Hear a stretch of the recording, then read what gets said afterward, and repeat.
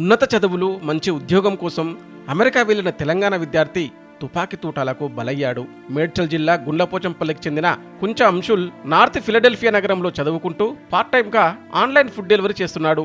విధి నిర్వహణలో భాగంగా ఫుడ్ డెలివరీ ఇస్తుండగా గుర్తు తెలియని వ్యక్తులు అంశుల్ మీద తుపాకీతో కాల్పులు జరిపారు. ఈ దాడిలో తీవ్రంగా గాయపడిన ఆ యువకుడు అక్కడికక్కడే మరణించాడు. ఈ వార్త విని అంశుల్ కుటుంబ సభ్యులు, బంధువులు శోకసంద్రంలో మునిగిపోయారు. యువకుడు మరణంతో గుండ్లపోచంపల్లి గ్రామంలో తీవ్ర విషాద ఛాయలు అలుముకున్నాయి. మా అన్న చాలా లవింగ్ అండ్ చాలా joyful person. He had no use to go to the US, but పంపించాం మేము.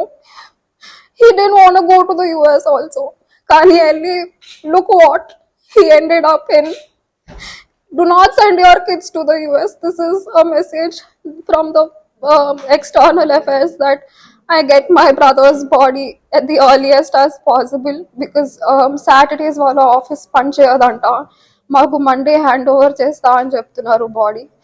This is a request that we get it as soon as possible.